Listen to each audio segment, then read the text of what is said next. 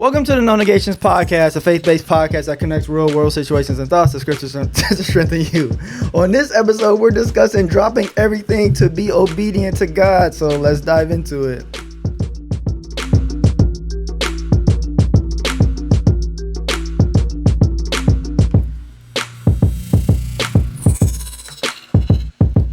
What's up, everyone? Welcome to another episode of the No Negations Podcast. Daryl D. Sons Jr. is here. And DS Ninja is in the house. Hey, that is weird, Loki, seeing you on the screen sitting next to me, because usually you're across. But that's because I don't even like you. And two, I can't be on the Grey Couch today. You know why? Because it's full. Yep, it's full. So we got Sean and Nehemiah here with us today. And you know, they're just joining in on this conversation. And I hate doing this, but because it's obvious that we already met, talking, you know. Yeah. But I hate when you go on podcasts because they be like, "Oh, how you doing?" Like you didn't just shake hands. And stuff. But I'm gonna do it anyway. How you guys feeling today? Pretty good. You? Pretty good. I mean, I'm doing good. I'm excited to be here. Nice to meet you guys. And yeah. Finally get to see you guys in person.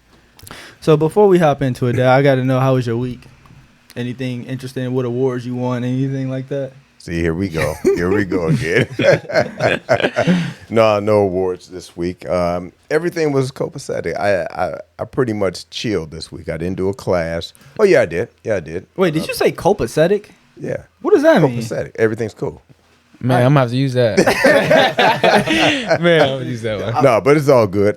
Actually, we were preparing to go to a tournament next week, but we canceled it because I have to teach a class on that Saturday, and I was already scheduled to teach a class, but I overlooked my schedule. But we're going to do something in November. We're just preparing testing for him. So just to update you guys, he's like a karate dude, and so he travels all over the place to signing people. I can see that. Yeah, me and Sean was looking at the walls. It's like, man. Yeah, it's kind of crazy. But Sean and Nehemiah, how was your week? Anything? Because you guys are. Wait a minute, how was your week? You don't skip over that. I don't want to talk about my week. It's going to put me on a great couch. Yeah, you got to school them, make them move over. We tend to say the great couch is like the therapy couch. It looks like a therapy room in here. Yeah. Sometimes when we get on a podcast, I forget that we have a topic and I talk about my problems versus, Yeah. That's why we call that the great couch. But how was you guys' weeks? Man, it's pretty busy. I'm not gonna lie. Like school, work, and then also trying to work on our company at the same time. It's a lot, but it was pretty fun. Mm-hmm. Yeah. Gotcha. No, yeah, it's definitely a new struggle, a new challenge that we're starting this clothing brand and at school, and we have our own separate jobs too. So like, I was in my history class this whole week, scrubbing out some math for the company, making sure we're not in the ditch. Yeah. So, but it's a nice opportunity. It's awesome. Yeah, I definitely can relate with with that. It takes a lot, and especially as you guys grow, and then you start adding multiple companies, and then you start adding employees, and then that's when the fun stuff really happens. Right. But yeah, I can definitely relate. So on this episode, should I talk about my week? Yes. Yeah, talk about your week. All right, so my week was horrible. As usual. No, but I had a decent week. I'm doing a lot of planning, and things are actually going together. So I really don't have any complaints for this week, Dad. Wait a minute. Have you shopped for that minivan yet? We got a third. We have two kids, right? We have. Okay. Just found out we have the third is on the way. Man. And so he's like, it's time for a minivan. Yeah, it's minivan time. Hey, you can put some spinners on if you want to cool. You can't get the cool cars no more. You get the cool cars. Yeah, no, that's done. That is done. But overall, my week was good. I found out that I can do some different things that I'm excited about. But you guys are gonna find out too. Like, you're gonna run into people that you consider business mentors. I have like 4, and so one of them was like digesting kind of my business a little bit and directing me with some avenues that we can go, which is pretty dope. But so we're starting to put that stuff together, and so I have no complaints this week actually. Okay. God's been good to me. God's good all the time. Right. You just don't realize it all the time, but He's good all the time. And yes, speak on it. So I met or found out about you, Nehemiah, through a mutual friend of ours. Yep.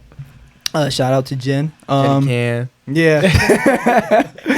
And so Jen sent me your YouTube clip. And just for the listener, Nehemiah is a baseball player, and he's decided to step down from playing baseball to pursue ministry. And what makes this very intriguing, because I own and operate a training facility.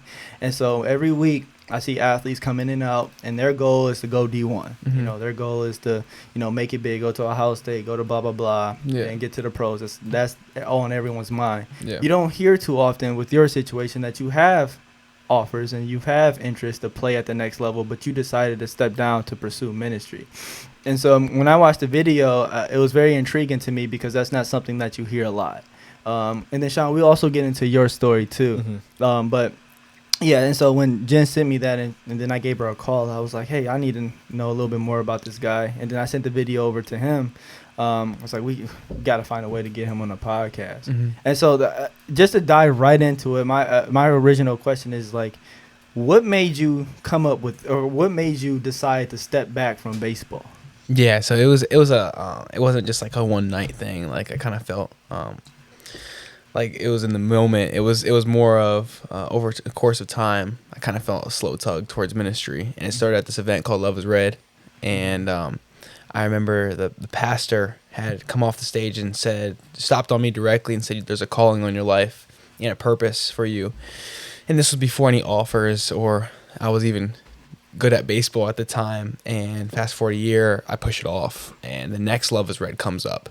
And by the time that Love Is Red, my relationship with God had been sparked. I had been starting these Bible studies. And I had preached several times at my church. I mean, not my church, but in my basement. And that was just a tug towards me for sure.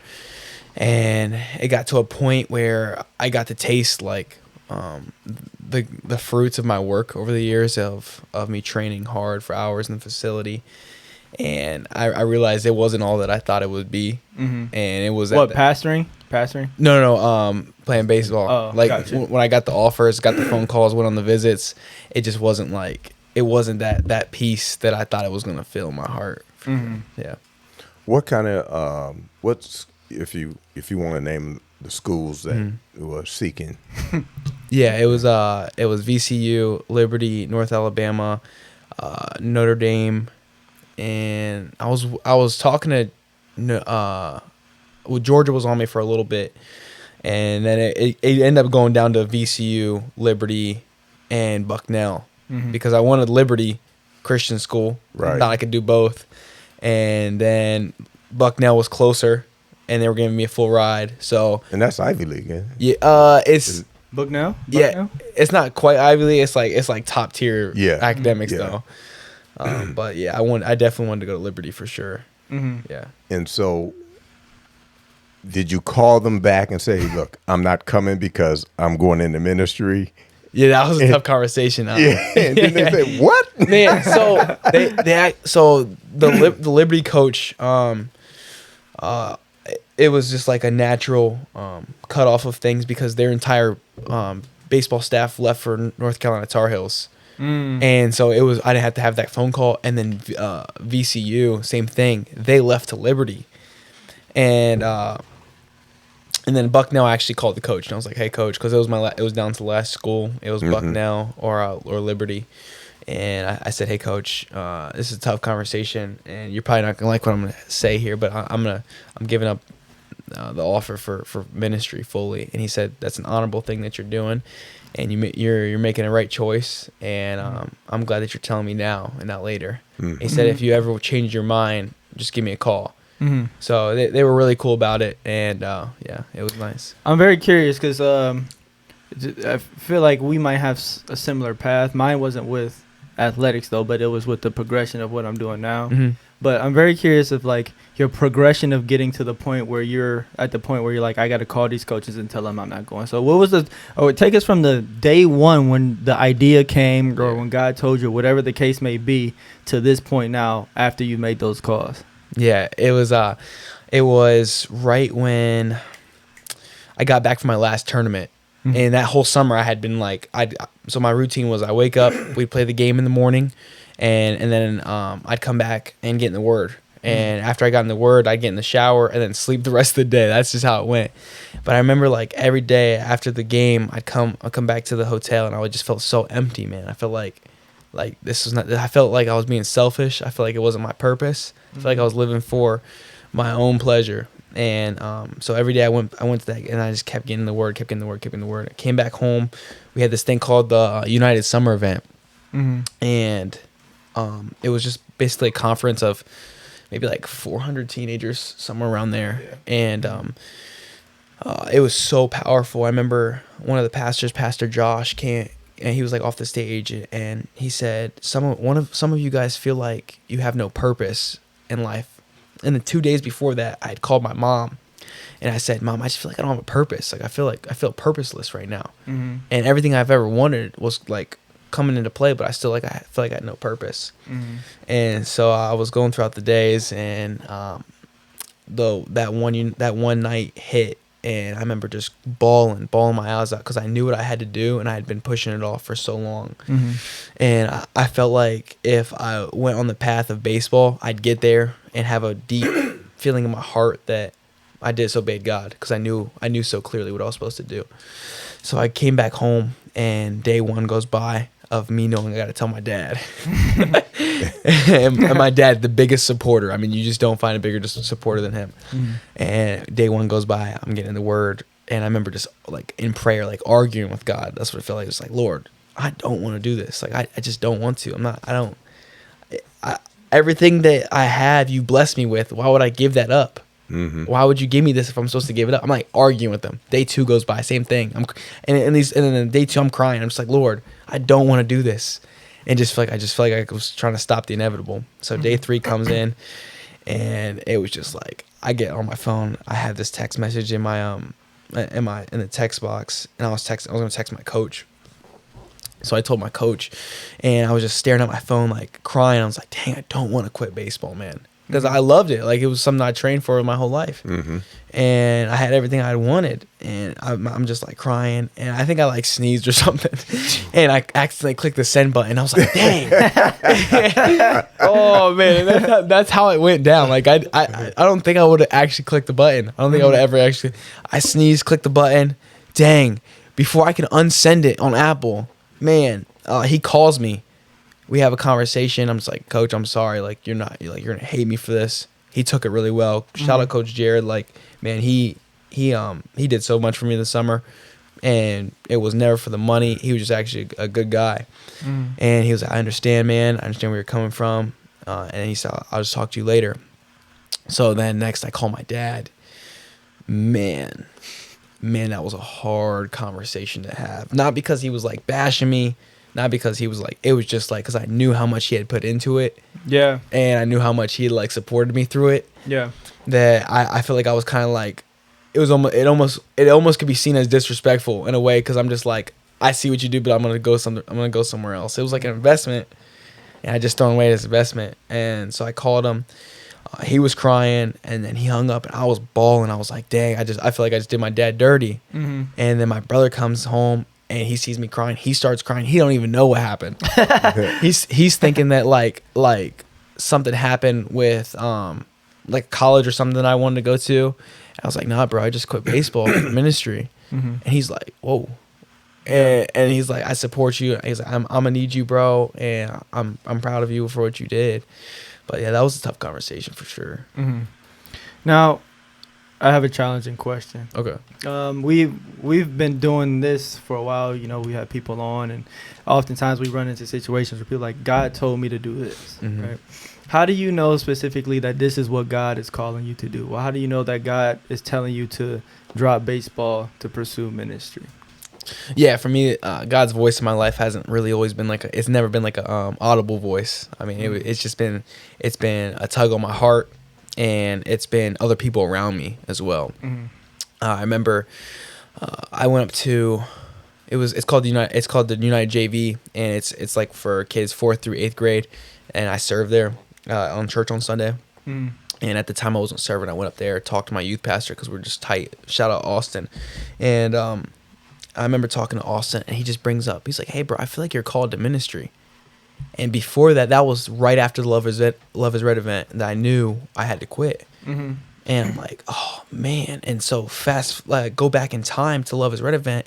Jacob, the other youth director, pulls me up front. He's like, hey man, I feel like you need to make a decision here soon. So I don't know what that looks like, but he's like, I feel that you're called towards ministry, and you got to make a hard decision. And he's like, your dad's not going to support it. I'm like, man, what the heck? These dudes know my thought process and everything. Because a year before that, remember, the pastor came off the stage and told me that. I was like, man, this is just 3 different confirmations I'm just ignoring right now. Mm-hmm. And finally, I go to serve at the United JV summer event, and this was the one for the kids that were younger than me. And I ended up like, when I was serving with them, I felt like called, like this was more fulfilling to me than playing baseball, hitting any home runs. It was just literally just serving the kids. Mm-hmm. And it was like a fulfillment in my heart that I knew that I had to do it. I got a follow-up question. It's 2-part question. One, was there any scripture or any book that you was reading or studying that gave you confirmation or made you lean more towards giving up baseball and going into the ministry, and how you couple that in meeting Sean? Yeah. And y'all coupling up doing the business. Yeah, look at him jumping the gun. Yeah. Yeah. Oh my goodness, this is good. I remember, so the thing that I kept thinking about, I remember I asked my guys, I was like, if Jesus came up to you right now, Jesus came back, he said, drop everything and follow me, would you listen to him? Mm-hmm. And that's what I kept thinking about. I kept thinking about that over and over again. I was like, man, if Jesus came down and asked me to follow him, would I trust that his plans are better than mine? Even though I didn't feel like they were. Mm-hmm. Would my faith be bigger than my feelings? And that was something that I struggled with, and I just kept thinking about that on repeat, and I couldn't shake it. And so I just kept thinking about that. I was like, how can I be more obedient to God? And eventually one night, it's like those shower thoughts that hit different. I'm like in the shower, I'm like, Lord, I don't know what's going to fulfill me, but you do. Mm-hmm. And I was like, I'm giving you my whole life. I'm giving you everything. I was like, whatever direction you want me to go, I'll follow. And from that moment, I feel like everything just shifted. Mm. And so I went into that school year of my junior year with just with a passion for God and just a fire for God I've never had before. And on that passion and fire for God, I was on the baseball team, and I was like, hey guys, I made an announcement to the baseball team. I was like, hey guys, there's just like this thing, this little meetup we're gonna do to get close to the team. I remember I was trying to make it sound less of church as possible and more of like a team like meetup. Yeah. Because I didn't want to scare nobody off. And you hit it with the surprise Bible study. Yeah. I was like, y'all, it's literally just we're getting closer as a team. That's all we're doing. Mm-hmm. And that's the way I came at everyone. And so Sean pulled up to Faith Family. I don't even know if he fully knew that it was church, but he pulled up, and I remember me and my guy Preston were so hyped that he was there.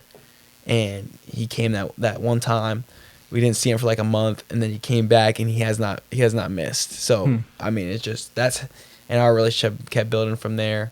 And then like he had this idea for a clothing brand a little while back, and then it had just hit me, and I was like, man, I don't know anyone that works harder than Sean, and I can trust Sean. Sean's like one of my closest guys. I'm gonna go with Sean. So I text Sean. I was like, hey bro, I think we should start a clothing brand up.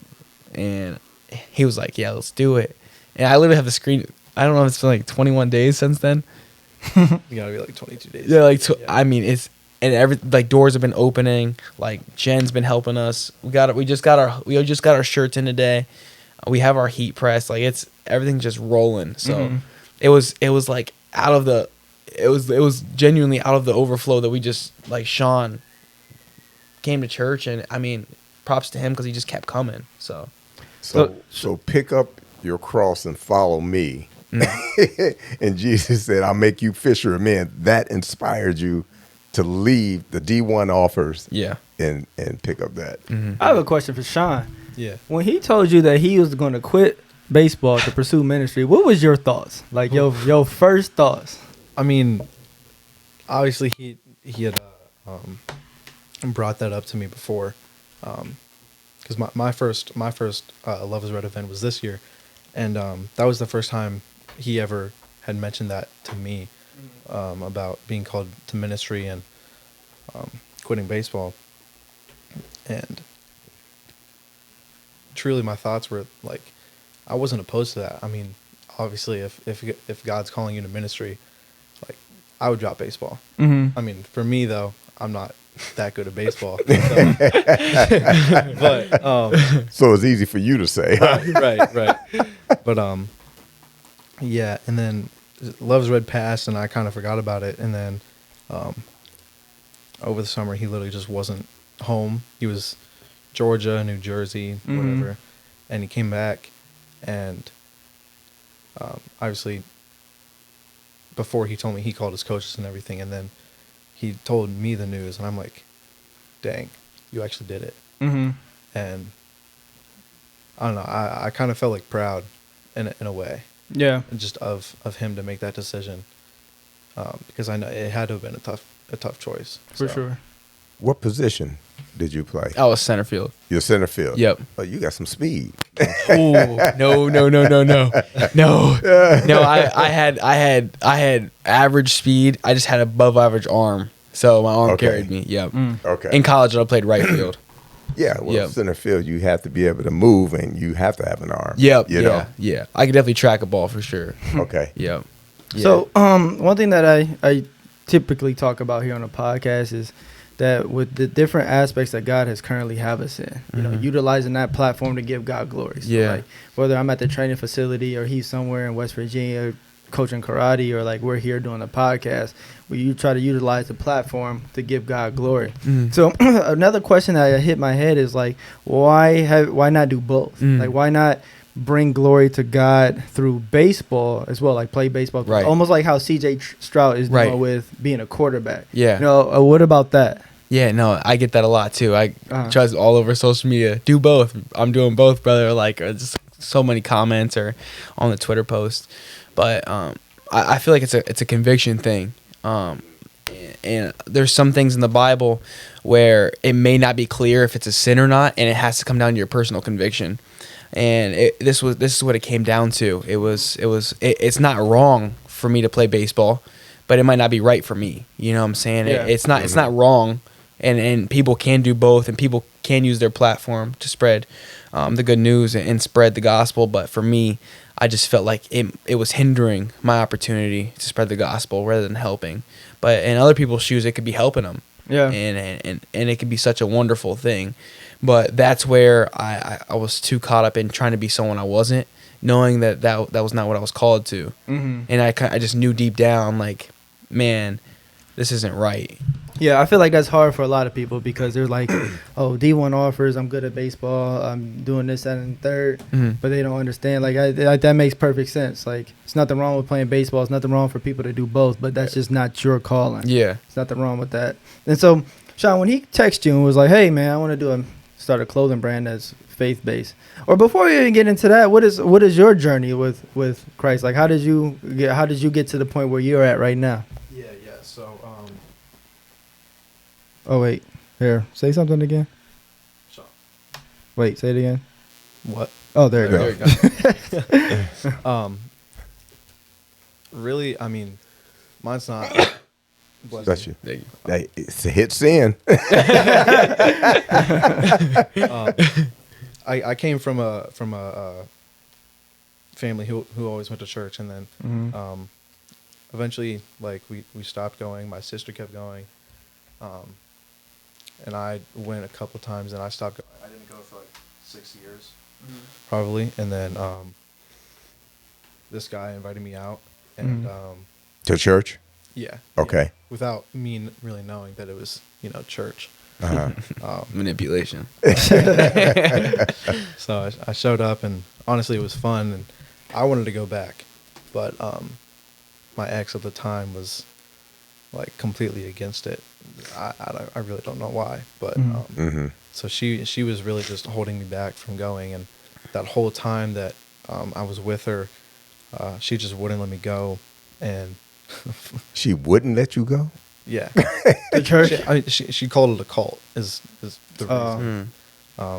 But I just kept wanting to go. This guy kept like inviting me, and I'm like, I had to lie to him. I was like, Yeah, I'm babysitting my nephews. And I just found that out today. Like Really? Yeah, we were in a Yeah. meeting, and I was like, he was like, yeah, I had to lie to Nemo about some stuff. I was like, Sean, what? I had no clue at all.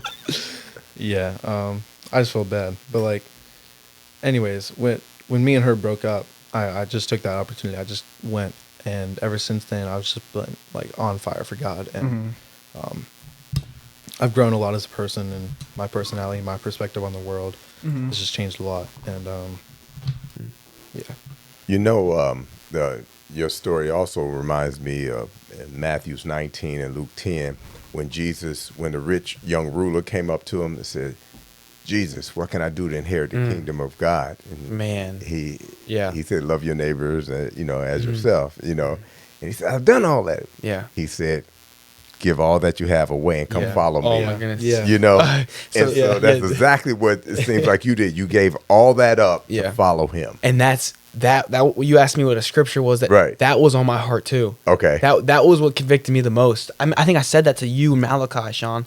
I was like, man, I just feel like the rich guy who wouldn't give up all that God had already blessed him to follow Jesus. Right. And I was like, man, and I just kept thinking about that. It was just like, and then people were just like, why can't you do both? Why can't you do both? But like Christianity is not cookie cut. Like we all have our own specific callings. And the moment we want to make things cookie cut, it makes it more of a religion rather than a relationship. And people like to emphasize on doing one thing like one single way, just to accommodate the way that they feel. And I know what God was calling me to, and I'm gonna do what I'm told. So that's the best way I can explain it. And some people can't understand that, and I always use when we have our men's Bible study and we talk about it. In 1 Corinthians chapter 2, it says the man without the Spirit can't understand the things from God. Yeah, Wow. I was And about to so, say that. and so when people are saying you're crazy or can't understand it, they don't have the Spirit. Yeah. So they can't understand. Yeah. You know what I'm saying? Yeah. So don't let them discourage you. Yeah. Yeah, You you know? should have heard him. Because kind of similar to you, when I had a job and the situation was pretty nice at the moment. Like it was okay. Like I felt like I was in a good space. And I went to church one day in Alliance. And in church, I felt like I had a voice, which I understand now is being like the Holy Spirit saying that this was my home. Like at the time I was living in Cuyahoga Falls, which is like an hour away. I was like, Alliance, my home? Like, that's an hour away. Well, long story short, after that service, I spoke to the pastor and I was telling him, like, my goal one day is to own a training facility, operate a training facility. And he asked, why don't I use the basement? So he took me down there, showed me the basement. It was a mess at the time, but I looked at it, I was like, I think I can make this work. So I went home and I started reading and studying and looking for, some sign from God. And mine came through both Isaiah and Jeremiah, which the book of Isaiah and Jeremiah is about expanding and growing. God is speaking to them directly about telling these people to do this, and these things are going to grow, or these things are going to fall, and all this other stuff.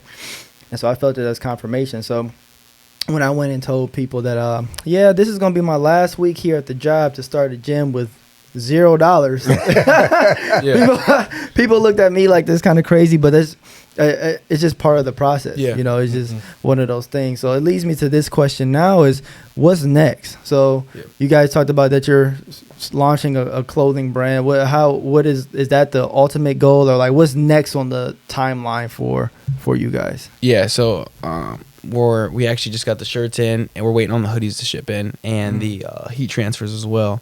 And then we want to drop that. And our ultimate goal from this is to push this brand forward, so we don't have to work. We can just use our clothing brand to spread the message of God and to live off that. And we're also any profit we get, 10% of that's going back to the church. So that's a big thing that we want to emphasize for real too. And what you said about that 1 Corinthians verse, like my dad had just shared that with me this week, and so it was just like confirmation. I was like, oh my goodness, like, so they won't understand, and that's so true. But yeah, back to the topic. We want to drop this, and after high school, God willing, that we can just lean on this fully and go full time into this and pursue ministry at the same time. I'm not sure what Sean's plan is with that, but I'm going to go to SEU at Faith Family and study Bible and theology and pastoral leadership. and expand my knowledge and wisdom on that. Are you a senior? Yes. You're a senior, okay. So I can imagine. It's like, this kid's giving up full rides to go preach. Yeah. Yep. And that's crazy. My coach texted me today too, my summer ball coach. And I'm thinking like, okay, I'm finally done. I don't have to worry about this no more. He's like, hey, Fordham just texted me wondering if you were still available. Florida? Fordham. Oh, Fordham. Yeah. Okay. And I'm like, oh man, It's a good school too. Yeah, it is. D1. I was like, it's like, man, coach. I was like, coach, you're making this hard on me, coach. but I was like, yeah, tell him I'm unavailable. I'm no longer available. So Hey, that might be a test from God. To say, hey, yeah. You know what I'm saying? Yeah. He ain't going to tempt you, but he'll test you. Yeah, that's real talk. That's real talk. I think what's really intriguing about you two, and like I said, that we've had discussions with multiple people before, like whether it's just me talking or like him just talking to somebody, oh, God told me to do this. Yeah. What makes you guys intriguing to me, at least, is that you got the calling from God, and then now you're leaning on faith and you're walking through it. Mhm. A lot of times what we see, and I think it's more so for the listener, and also what we see is that people say that, I believe God is directing me this way, but it just stays at that. And Yeah. so I think what's important is, getting God's call and then trying it Mm-hmm. and making sure, and like one, testing the spirit to make sure what you're hearing is of God and in the direction that you're going, which Yeah. it sounded like that y'all did. Mhm. And two is now having that understanding, walking through God Mhm. and trusting God. And obviously throughout the process, you're going to have issues. Like one of my main issues is that the gym kept flooding. And so like, Yeah. you're going to have problems, but I think that's what makes you guys intriguing to me, is that no matter what the outside is saying, what everyone else is saying, or you're making a horrible decision, or the church is the cult, is that you guys are still leaning and walking through it, and you don't see that too often. Yeah. And so when Jen sent me your number over, before I asked for you to come on the podcast, I asked her, like, what is he doing now? Like, what is you're involved in ministry? And Sean, to be fair, I don't really know much about your Right. progression coming here, but she said that you're already working in ministry, you're working with a youth pastor, Mhm. and then from the business aspect, you were already putting things in motion. So Yeah. like you was looking up the apparel, and I was like, oh, let me see if this kid actually knows. And so I texted you. I was like, you know how much you're gonna charge for a shirt and all this other stuff? Yeah. You told me your prices. You told me like what you was planning on doing to make it. I was like, these guys are serious, And like I said, you don't see that too often, and especially out of guys that are still in high school. You still got to still focus on classes and Man. like all the stresses of high school and whatnot, and you're out here doing a business. Proms. Oh yeah. Yeah. Yeah, I know. He got a girl, so he got to go to those. I don't go to those. Man, yeah. Even. But you know what, D? And it made me think of you today because we're in church, pastors doing a series on Revelation. Thinking of me? Yes. Oh boy. And the church of Smyrna, and in Revelations chapter 2, and I was thinking about, with the recent stuff with the water in the church and all that you're going through. In Revelations chapter 2, in verse 10, he told them, in the church of Smyrna, he said, do not be afraid of what you are about to suffer. You see what I'm saying? Mm-hmm. He said, don't be afraid. He ain't saying you're not going to go through something. He said, don't be afraid of the things you're about to suffer. I tell you, the devil will put some of you in prison to test you, and you will suffer persecution for 10 days. Be faithful, even to the point of death, and I will give you life as your crown of victory. Wow. You ready for me to get on the gray couch there? Yeah. Man. Always. Man, that's a tough way to look at it, and that was something I had to like battle with for a while. That the suffering was just confirmation I was on the right path, and realizing that people were going to persecute me for doing the right thing, and I know that if I'm doing the wrong thing, everyone's going to approve of it. And so that was the struggle with baseball, because everyone wanted me to keep playing. Everybody wanted me to pursue into the MLB and all these things and becoming a draft prospect. And my heart on it was, I know what I'm about to do is going to go against everybody's word, because I know that God is calling me to a different direction. And I was looking and honored to have the persecution, honored to have the hate, honored to have the strife and different directions pointing towards me, because I knew that was just confirmation I was on the right path. If everyone supported it, I know it wouldn't be from God. But I know that if most people opposed of it, people thought I was crazy, or people thought that they would never do it themselves, I know that it was from God. I feel like like our generation is starting to kick up in a revival of relationship with God. But I thought it could be an opportunity for me to be an example of what faith looks like. Like, we can say we have a relationship with Jesus, but let's walk in faith. Let's walk in faith and humbling ourselves before God and saying that His plan is better than ours, even though that we think in the moment that ours would fill our heart better. But I know that the moment that I try to fill things on my own, I just cause that hole a little bit bigger, and I make that ditch a little bit deeper. And so I needed to just lean on God completely. And when I lean on God completely, I can't fall. When my aim is God, I can't miss. And I think a lot of people, especially nowadays, it's like our faith has been watered down. Like Jesus came up to Peter and said, "Drop your nets and follow me. I'll make you a fisherman of men." And he dropped everything like that. I didn't say Peter complained. I didn't say Peter waited 3 months. I didn't say Peter went and talked to his friends about it. I said Peter dropped it. And when Peter knew, he knew. So I wanted to be a disciple. I didn't want to be a follower. I wanted to be a disciple. So what would you say to a kid that comes up to you and is like, Nehemiah, I see that you quit baseball to pursue ministry. Yeah. I'm want to do the same thing. Yeah. What would you say to them? You don't know how much I get that on Instagram and TikTok. Oh my goodness. People text me all the time. I tell them this because they say that, and I don't know their heart behind it because I don't know them. So I'll say, hey man, pray about it. Talk to your local pastor about it. Because I figured that they might have, I figure if you're called to ministry, you must have been in the church. I was like, talk to your local pastor about it and pray about it. And then in a week, in 2 weeks, see how you still feel about it. And then if you still feel like going forward with it, talk to your pastor again. Because I don't want people to make a decision just because I did it. Just because they want the look that I had. But I want them to do it because they're called to do it. And then I also don't want people not to do it because they saw the hate that I got from it. Like I want them to be encouraged of pursuing that path of ministry and not be discouraged because of the hate that they'll receive for it. You know what speaking about Peter, when you talked about him, it's even deeper than that. One, Peter was married. Peter left his family and his occupation to follow Christ. You know what I'm saying? Yeah. And so when you did that, and then you bring on John to follow you, you know, it's like being fisher of men. Yeah.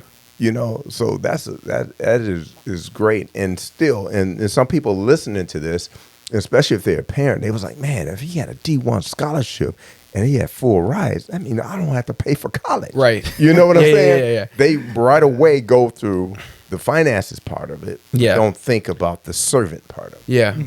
Yeah. No, I see that for sure because I feel like in this life we can make our life as an idol.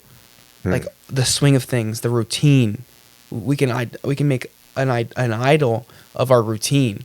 And to step out of that routine is to be uncomfortable and to experience discomfort. We think that if it's from God, it'll be good. But like good from God might feel bad to us. Right. Ask Job. Yeah, I mean, right. and like people get that messed up. They think that, if it's from God, it'll feel good. But really, if it's from God, it might oppose your flesh. It actually is going to oppose your flesh because it's going to contradict anything that you're going to feel right doing. We were just talking about this at church today. Like my first couple of times going to church, it was uncomfortable. But I wanted to keep coming back. I was uncomfortable when I was there, but I had a weird desire to keep coming back. It was because like it was a wedge between my flesh and praise and worship, but it was a hook and a lock between my soul and worship. So I saw that like the deeper connection was between me and God and me and Jesus and something that I had been missing my whole life, but my flesh was opposed to it. Yeah, people read "Be Transformed" with the renewal of your mind and think it's like a right now thing. Right. You know, sometimes you gotta allow God to work the things out, and so. Where's your church located? North Canton. In North Canton. Yeah, Faith Family. That's the church I told that's you. Mike Cameron. Yes. Yeah. Pastor Mike. Okay. Yeah. Okay. Yeah. It's a huge church. Yeah, it's big. Yeah. And so it is really, we don't find many young guys like you that really have a concrete understanding or seeking a concrete understanding for God's word and to be obedient. and it's refreshing because how we came about on this because the COVID, because we used to go around different events, churches and stuff. We speak, and he was led, or he thought he was led to speak. The main thing, and so just like God did with the disciples, we're going to Asia, and the Holy Spirit said, "No, you going to Macedonia. Change the direction." Yeah. And so he's changed a lot of things, being obedient, checking the word, and getting confirmation, and it set him on a different path. Yeah. And that happens a lot. And he's older than you, and you guys, being at your age, to do that at your age. Yeah. And come to some realization, you don't know how far you're going to go. And talking about ministry too. Yeah. Yeah. No, I'm super excited. I see our lifetime here is just like a glimpse, man. And I feel like believers have kind of faded away from the idea and the understanding that our lifetime is so much shorter than the eternity with Christ. So when you get before God, the things that you do here on earth, like, I'm not going to get before God and it's like, oh, good job, you hit 15 home runs that summer, or you batted. It's not going to be that. So you save souls, and you listened to me. You were obedient to what I said, and you didn't try to live for yourself. Like, I want to be able to spend eternity, lifetimes on repeat forever, and right standing with God, rather than and be caught up in this lifetime and try to appease everyone around me, right, and never succeed. So I live with the eternity mindset. That's big in my walk for sure. So I'd say my last question, but we'll see. What do you think God is calling you to do too? And Sean, you can feel free to answer too, whatever you think God's directing you to do right now at this moment. Because at one point in time, I thought mine was, like you said, was the teaching and speaking on stage, but I was redirected. But it's not saying that there's nothing wrong with what you're doing right now. Right. But right now, what do you think the call is on your life? Yeah, I feel like my call is to be a pastor. I don't know if that's youth pastor. I don't know if that's lead pastor. I know that I had a vision, and the name of the church was Impact. So I do want to start a church named Impact, and that is the main goal. And if that never happens, that's fine. That's completely fine. And it might be my kids, it might be my grandkids that end up coming with that. But I know that right now, I just know the season where I'm at. I know, like, my next step is to go to SEU, and I know from there, God will keep revealing the next steps. I can't. When I try to focus on, like, the next 15 steps, I'll fall and I'll get overwhelmed. And so I just ask God to reveal my next step. So that's what I'm at. If I can give you some advice, then you're both on that. You're saying to be a pastor, study 1st and 2nd Timothy and Titus, because you want to make sure that he's giving you the gift to do that. Because some people say, I want to do this, but he didn't give you the gift, because he gives you the gift as he will. To be fair, though, Dad, when we talk about spiritual gifts, a lot of times people are doing things before they even know. No, I just said study those. Yeah, because some more things might be revealed to you. But I'm just commenting to that. Like, I think definitely still do that. Yeah. But like I said, I kind of did my homework on you a little bit. I checked in on, like, seeing what you were about, just to see. He might be a. I didn't say he wasn't. I know. I'm just saying though, but like, because a lot of times when it comes to, like, spiritual gifts and doing what God is directing you to do in your life, your ultimate call in life, you're doing little things without even noticing it. And so just from some of the things that I've heard that you're doing, you might will be on that path of being a pastor, leading a church, or leading a group of people. Or being a pastor doesn't necessarily mean leading a specific church, right? But yeah, what about you, Sean? What do you think God's call is on your life right now? Truly, I don't specifically know, but I really have a general idea that my calling is giving. I don't know exactly what that looks like yet, but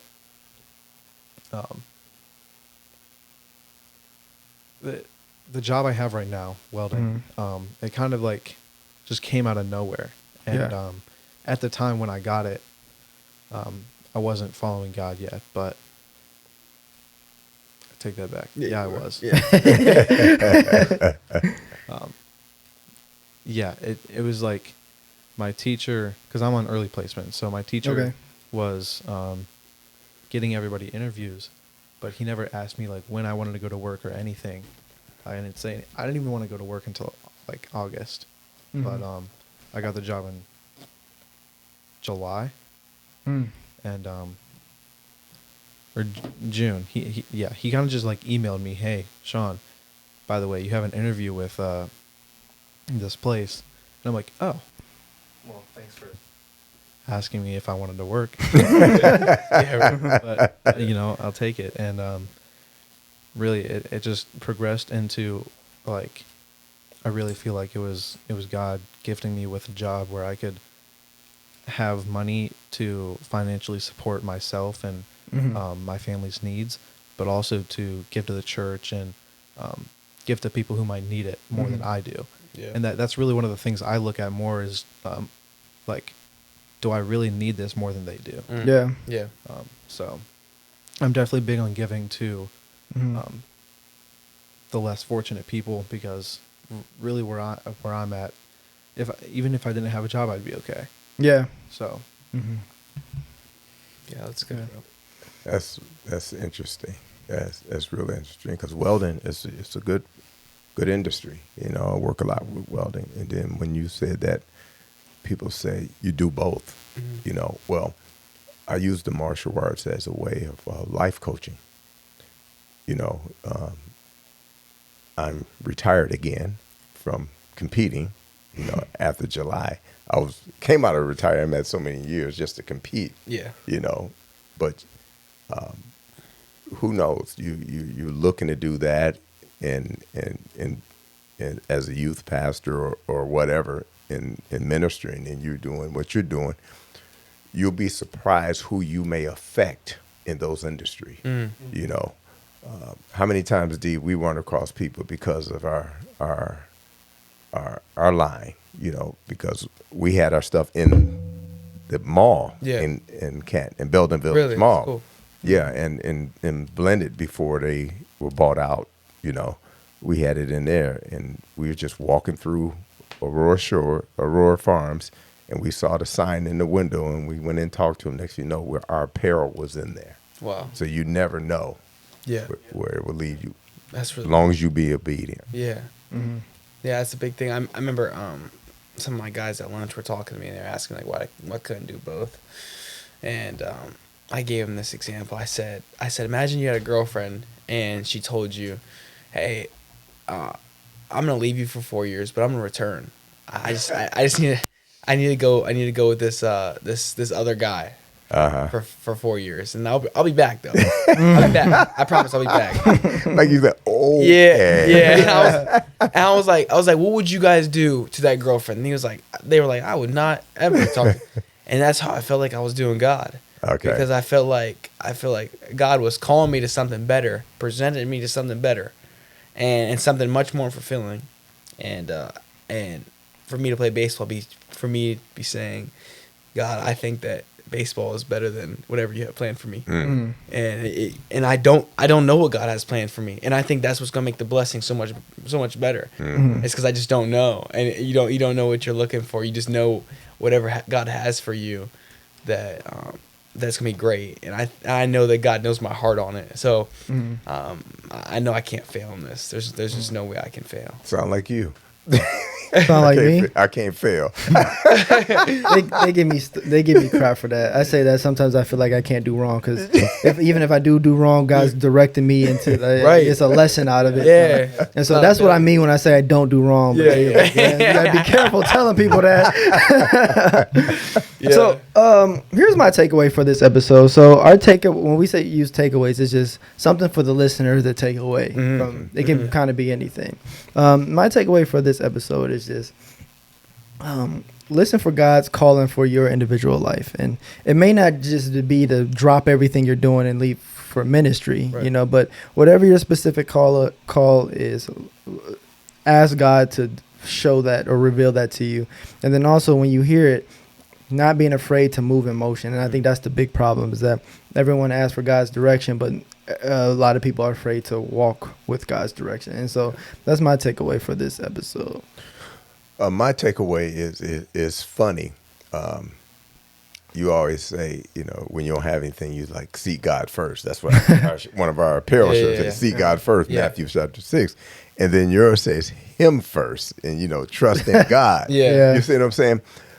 But to actually do that, put action behind it. Yeah. And a lot of times we'll say that, like you said, D, we'll say things like that, but we don't put action behind it. Yeah. Mm-hmm. And so when you put action behind it, that's faith. Yeah. Mm-hmm.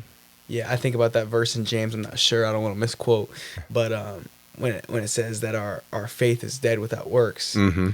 And I just think about that all the time. Like, man, so I believe in God, but I'm scared to walk out what God is telling me to do. And we always kind of like question ourselves, like, God, are you big enough for this? And it's like prideful, like it all roots from pride. Like, man, you think that God's plans can't be good enough for you. Mm-hmm. And I just want to be an outlier. Like I always felt different in my friend groups. I never felt like I could really fit into the groups at my school, whether that be in baseball, basketball, or football. No matter if I was good or if I sucked, I feel like I could never fit in with any group. And so I remember like really struggling with that at a young age. Like, man, Mom, I feel different and I don't have friends. And I kept trying to fit in, and that's when I got in trouble. I started trying to do things that I wasn't supposed to be doing, and just to have the appeasement of others, and I felt so empty. So when I just started living for Christ, He started bringing people into my life, much like myself, who were natural outliers. And I always hear this phrase like, "Why would I try to fit in if I was meant to stand out?" And like, why would I try to be normal if I was made to be different? And so if God has placed this in my life, I feel like, I was talking to you the other day, I was like, I feel like God has just revealed himself to me in such a way I just cannot deny him. Like, he's so real. Like in everything I see, he's just present, and he's given me purpose, and I refuse to go off his path because I know that he's calling me there. So my takeaway that you guys call it would be words with weight. And meaning that not just saying weightless words that, Lord, I'm going to do this, and then you return back to it. It's very similar to saying that I repent, but then I go back to the sin. So words with weight would just be, Lord, I'm going to take action and watch me take action. And Lord, I'm going to do this and watch me do this. And I know that you can support me through this. So that's my takeaway. You got anything, Sean? Okay. Well, that's kind of good because I think your mic is acting real goofy right now. So, where can we find your guys' apparel anywhere yet? Do you guys have a website or anything like that up? Yeah, so we actually got these cards out too, and I'll leave them with you guys. And okay, then, for sure. Well, you need to say it so the I got you. Yeah, I got you. around the world it's the website is kingdomyouth.com. And it's the coming soon website right now. We're gonna drop it here either late this month or early next month, and we'll start shipping those things out. Oh, that's cool. Let me correct him on that. It's Kingdom Youth Clothing. Oh yeah, kingdomyouthclothing.com. Sorry about that. Kingdomyouthclothing.com. You see, that's why you need Sean. Man, I act slow sometimes, so Sean gets me right. You did your takeaway, right? Yes, sir. Boom. Well, that does it for another episode of the No Negations podcast. If you like this episode, make sure you like and leave us a review, comment, share, because it kind of helps us grow a little bit. It's kind of good for us when you do that type of stuff. But in the meantime, make sure you visit us at www.nonegations.com. There you can check out our apparel, upcoming events, or anything cool that we got going on. Right now, it's just basically apparel. We got some new drops that's coming soon, so make sure you check that out. Follow us on our social media page. And our text line, I beat you to it. You didn't have to check in on me. If you had a comment on this episode, if you're just like, oh, these young dudes are so dope, you can send it to our text line at 330-366-2636. If you also want to request to come on the podcast, like we always say, don't mean you're going to come on the podcast, but you can always ask. You can do that to the text line as well. But until next time, Deuces.